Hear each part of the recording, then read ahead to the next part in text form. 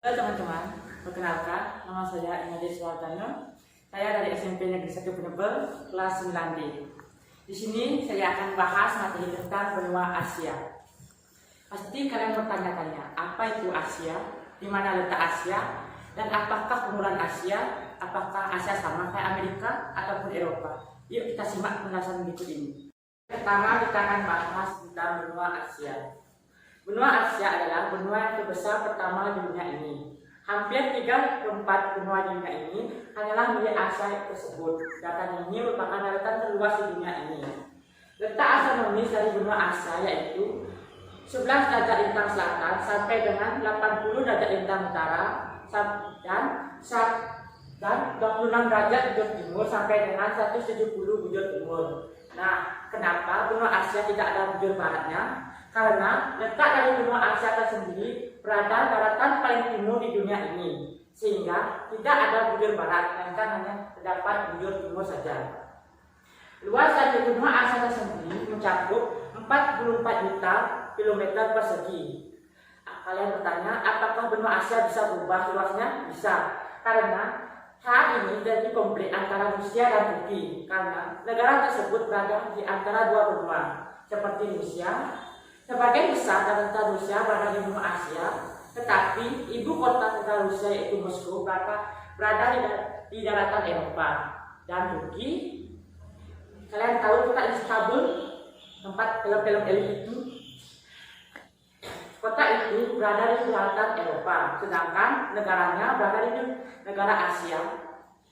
Yang inilah di konflik antara Turki dan Rusia. Jika dua negara itu berpindah ke benua Eropa, otomatis letak dari Asia ini, mesta luasnya bisa berubah. Kalian mengerti? Baik, selanjutnya kita akan membahas tentang letak geografis benua Asia.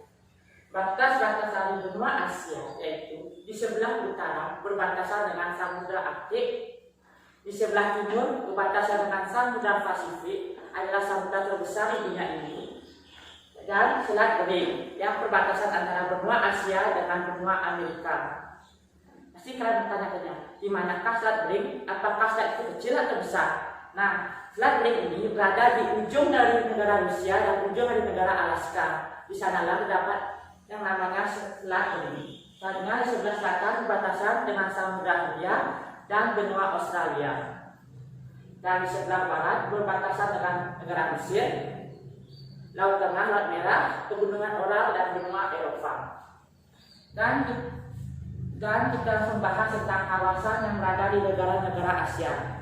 Kawasan negara Asia dibagi menjadi 5, yaitu yang pertama Asia Tenggara. Asia Tenggara, negara-negara tersebut antara lain Indonesia, Malaysia, Vietnam, Singapura, Brunei Darussalam, Thailand, Kamboja, Laos, Timor Leste, Filipina, dan Myanmar. Nah, kalian pasti tahu sekarang kalau Indonesia berada di kawasan Asia Tenggara. Dan selanjutnya kita berpindah sedikit ke kawasan Asia Timur. Kalian tahu film-film Korea itu, ya ada opah-opahnya itu, BTS, Blackpink, itu berasal dari negara Korea. Sedangkan negara Korea berada di kawasan Asia Timur. Asia Timur memiliki negara-negara sebagai berikut. Yang pertama, China. Kalian tahu China? Tempat produksi ini, Oppo. Dari sana juga ada virus yang mematikan, karena kita ada apa itu? Selain Cina, ada Mongolia,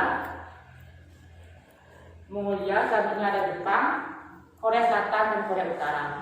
Kok ada dua Korea? Nah, ceritanya kayak gitu. Korea Utara dan Korea Selatan itu emang ada dulu bermusuhan. Mereka itu sebenarnya ingin satu. Kalian tahu pasar penghayatan Asian Games, di sana kan ada namanya Asosiasi Korea. Dalam bulan voli tidak ada namanya Asia Utara ataupun Asia Selatan. Di sana namanya Asosiasi Korea.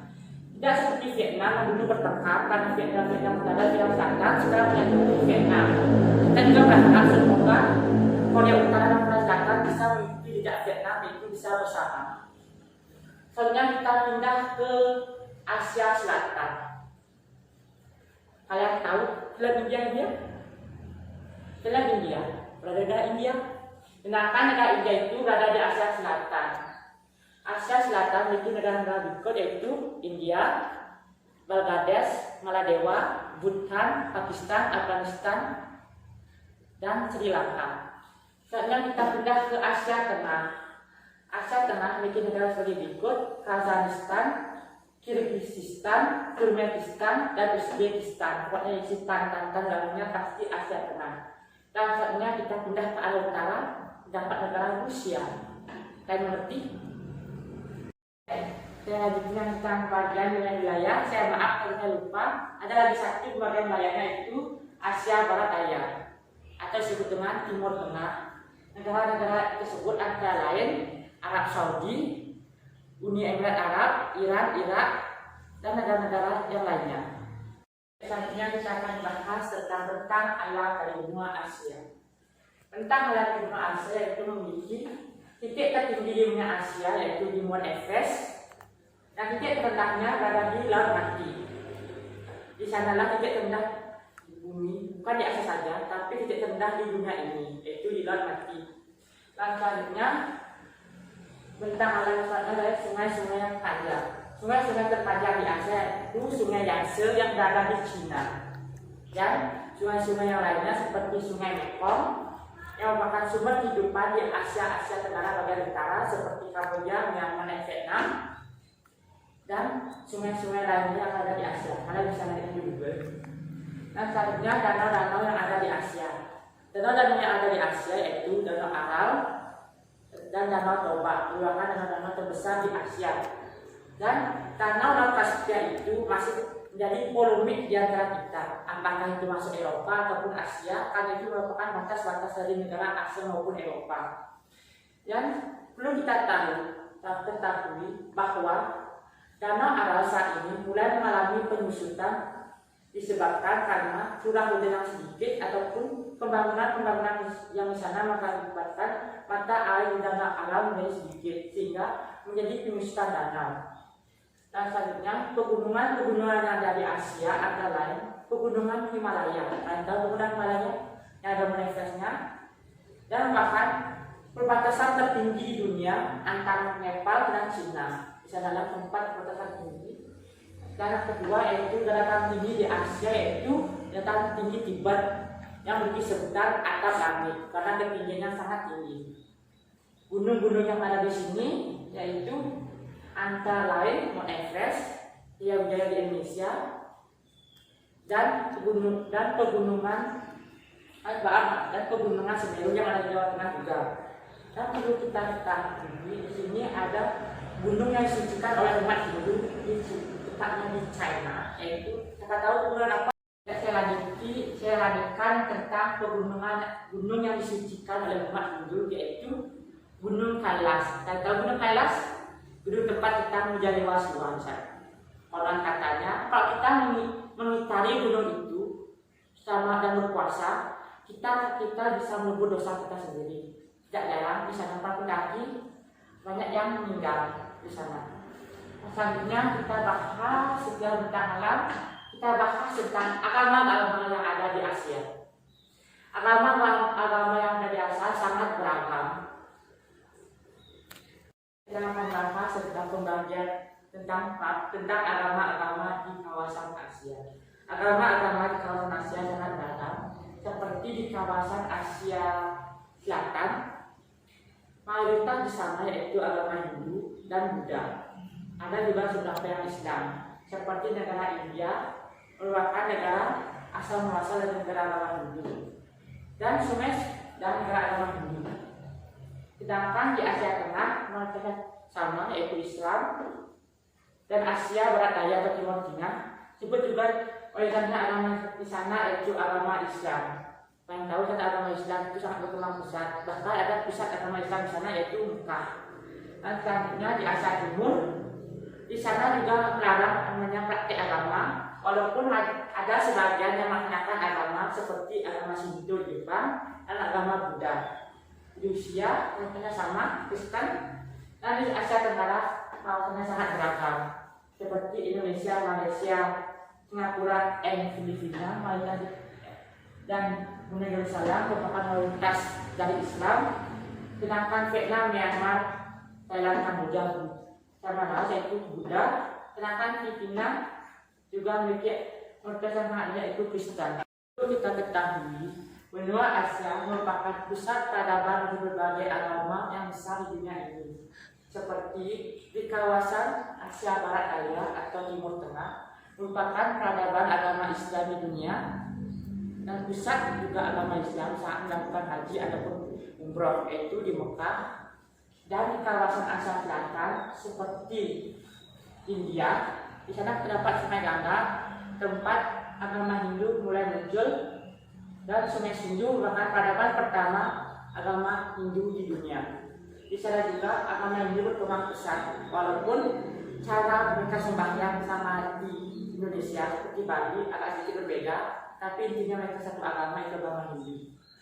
Sedangkan di Asia Timur, mau ke sana walaupun tidak ada yang memiliki agama, tapi di sana menganut agama Buddha yang cukup besar dan sedikit aliran Shinto di daerah Jepang.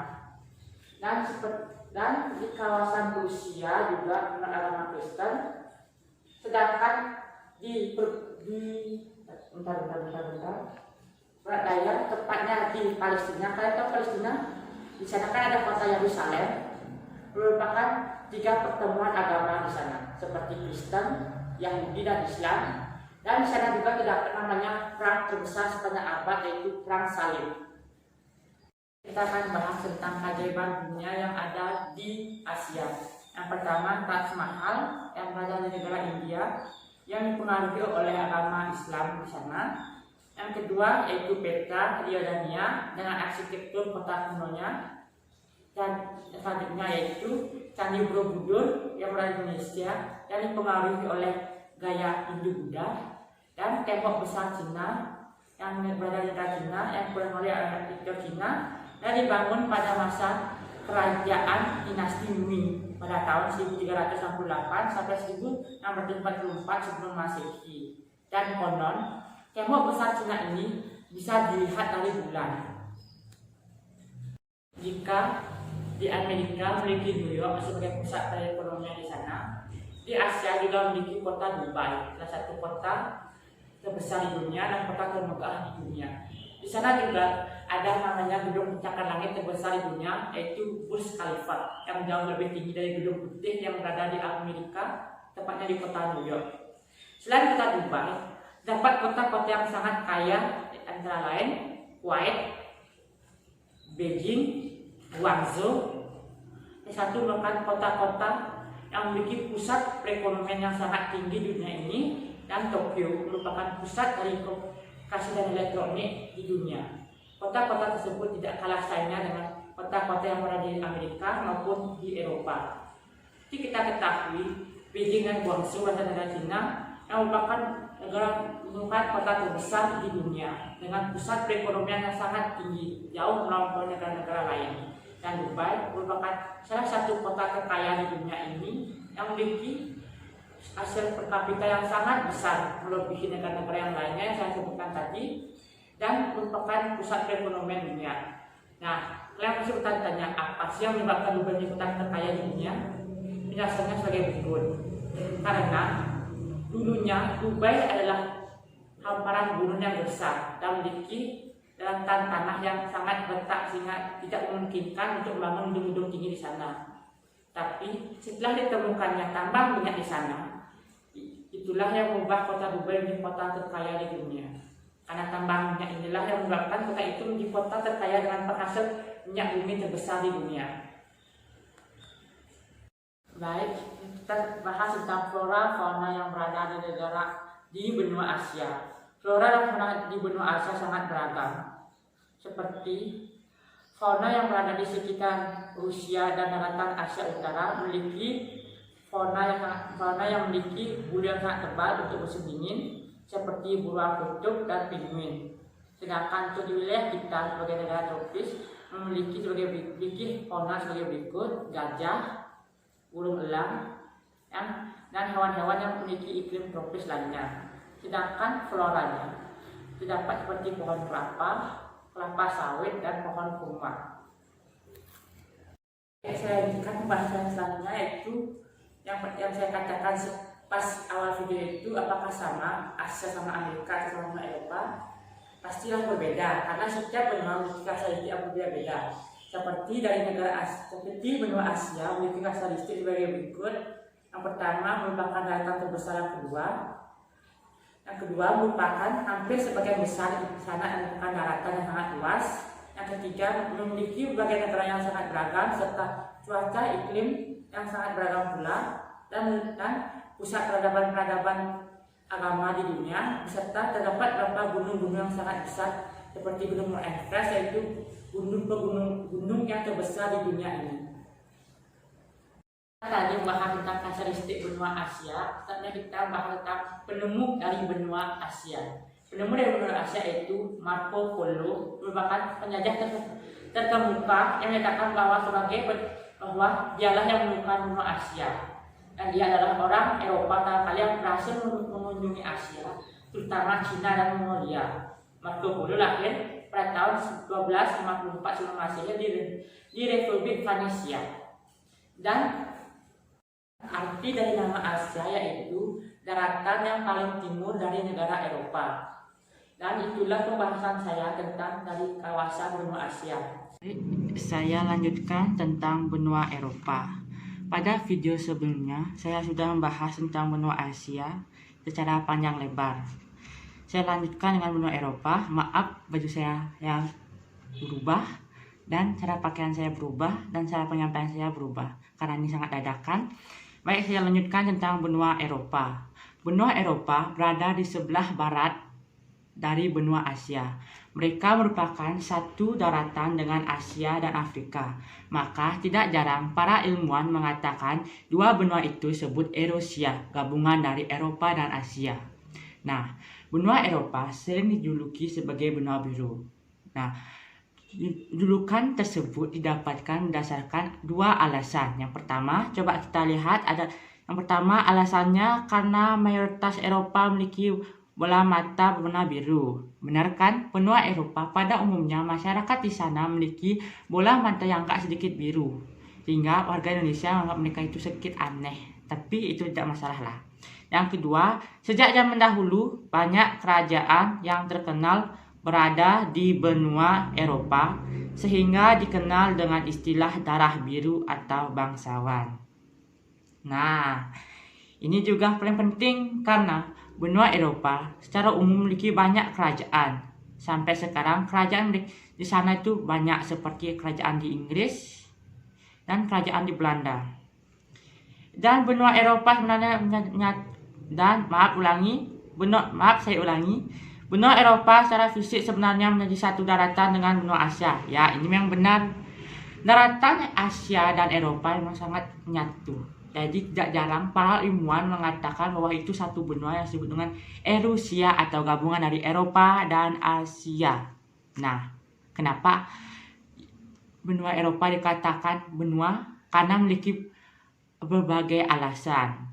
Dan menurut pendapat saya pribadi, alasannya yaitu karena dua benua ini memiliki kebudayaan yang berbeda dan memiliki postur tubuh yang sangat berbeda pula. Sehingga ini yang membedakan benua Eropa dan benua Asia.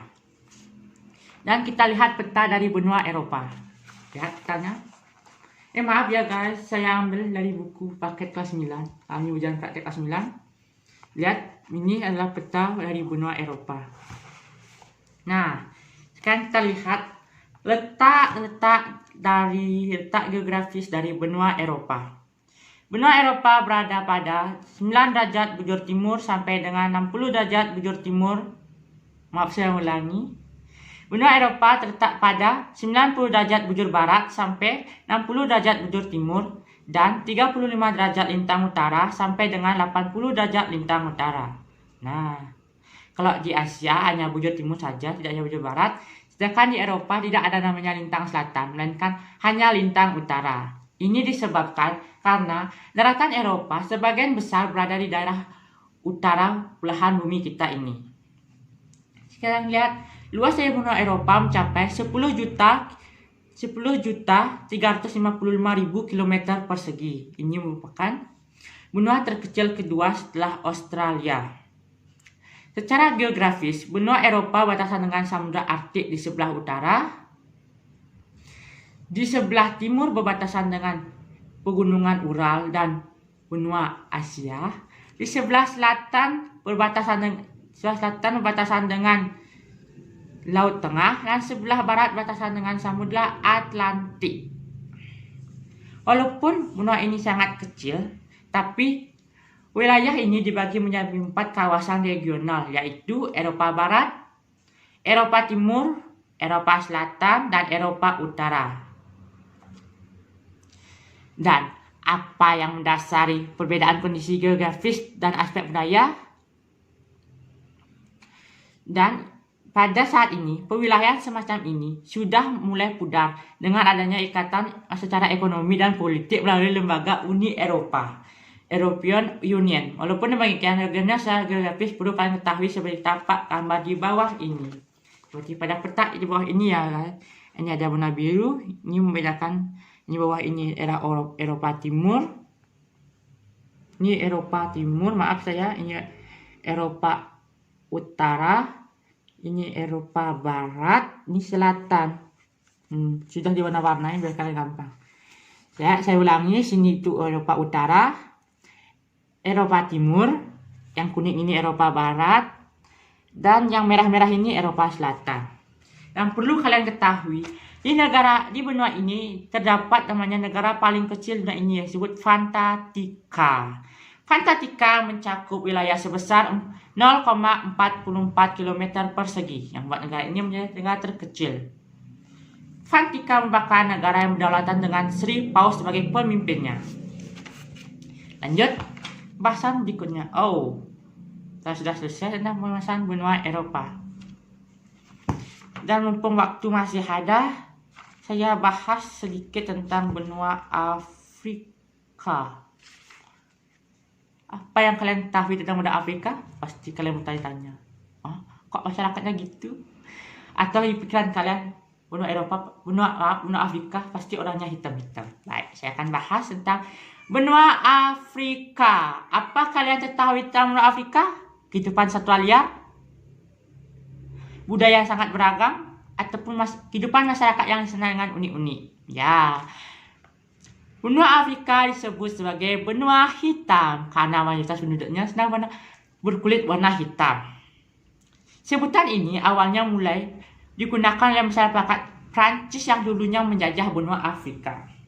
Dan pada menjajah benua Afrika tersebut, mereka kan membuat peta. Sebagian peta itu kan tidak diketahui luasnya, makanya diwarna hitam. Sehingga benua Afrika disebut dengan benua hitam. Dan selanjutnya letak geografis dari benua Afrika.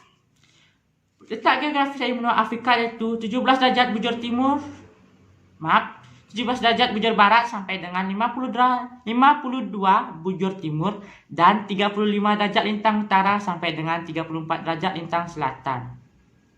Lalu apa artinya? Artinya itu benua Afrika dilewati oleh garis khatulistiwa, sehingga sebagian wilayahnya beriklim tropis. Karena lintangnya ini sebagian besar beriklim tropis, kecuali bagian utara yang paling selatan. Di kedua wilayah tersebut iklim mulai masuki zona subtropis. Keadaan iklim tersebut disebabkan oleh wilayah sangat luas yang dikelilingi oleh plato. Nah, berarti perlu kita ketahui berarti daerah khatulistiwa itu memiliki iklim tropis. Sedangkan di daerah utara yang berbatasan dengan benua Eropa dan Laut Tengah itu pasti sana itu beriklim subtropis atau iklim dingin. Nah, belum teman-teman, inilah peta dari benua Afrika. Lihat yang ini aja.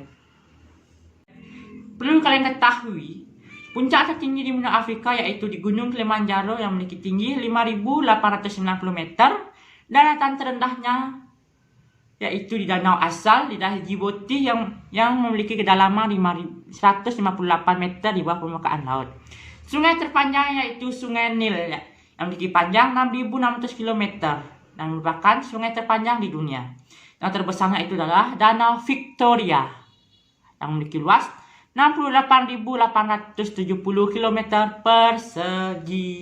Dan Perlu kita ketahui benua Afrika terbagi menjadi beberapa wilayah regional, yaitu Afrika Utara, Afrika Timur, Afrika Barat, Afrika Tengah, dan Afrika Selatan. Seperti gambar di bawah ini.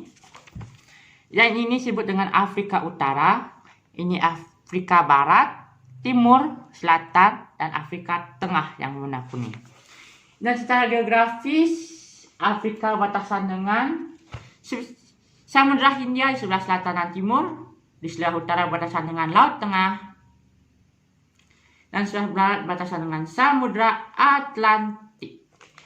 Benua Afrika itu benua terbesar yang ketiga. Saya bahas lagi satu materi lagi, yaitu tentang benua Australia. Benua Australia. Nah, benua Australia. Apa kalian pikir tentang benua Australia? Pasti kalian pikir tentang ada open house-nya. Ya, baik. Kita lihat di sini benua Australia. Benua Australia memiliki suku aborigin, memiliki fauna yang khas seperti kanguru, dan memiliki bangunan seperti gedung Opera House. Ciri-ciri khas tersebut merupakan ciri yang umum yang dimiliki oleh benua Australia. Benua Australia terletak di sebelah selatan dari negara kita, yaitu negara Indonesia itu sendiri. Walaupun di sebelah selatan dari negara kita, tapi penduduk di sana dominan yaitu penduduk ras Caucasoid yang berasal dari penduduk benua Eropa. Australia terletak pada 113 derajat bujur timur sampai dengan 115 bujur timur, dan 10 derajat lintang selatan sampai dengan 43 derajat lintang selatan. Ini berarti ada benua Australia yang memiliki iklim tropis di bagian utaranya yang berdekatan dengan Samudra Hindia dan negara kita, dan sebelah selatannya memiliki iklim yang subtropis karena batasan dengan Selandia Baru dan Samudra Hindia sebelah selatan yang benua Antartika. Baik, kita lihat luas geografisnya. Sebelah utara berbatasan dengan Laut Timur, Laut Arufu, dan Selat Torres. Ini seperti lautan yang ada di Indonesia ya. Sebelah timur berbatasan dengan Samudra Pasifik, Laut Tasman, dan Laut Coral. Sebelah selatan berbatasan dengan Samudra Hindia. Dan sebelah barat juga berbatasan dengan Samudra Hindia. Nah, di benua Australia, kayak seperti di benua Eropa, di sana kan tidak ada lintang selatan. Nah, di benua Australia tidak ada lintang utaranya, karena sebagian besar wilayah dari benua Australia berada di daerah selatan dari dunia ini. Nah, perlu kita ketahui puncak tertinggi di benua Eropa yaitu puncak Mawson, memiliki tinggi 2.740 meter, dan bagian ternahnya Danau Erie yang memiliki kedalaman 15 meter di bawah permukaan laut. Sungai terpanjangnya itu Sungai Maury, dan danau terbesarnya itu Danau Erie. Luas benua Australia itu 8.145 km. Ini membuktikan bahwa benua Australia adalah benua terkecil di dunia ini, dan benua Australia memiliki keunikan tersendiri yaitu memiliki satu negara dalam satu benua. Australia dibagi menjadi 8 wilayah bagian, yaitu Australia Utara, Australia Selatan, Australia Barat, Victoria, New South Wales dan Queensland, Tasmania, dan daerah khusus ibu kota. Khusus untuk New South Wales merupakan negara paling tua dan paling banyak penduduknya. Negara bagian terus adalah Australia Barat, dan Victoria merupakan negara terkecil dan terpadat kedua di daratan Australia.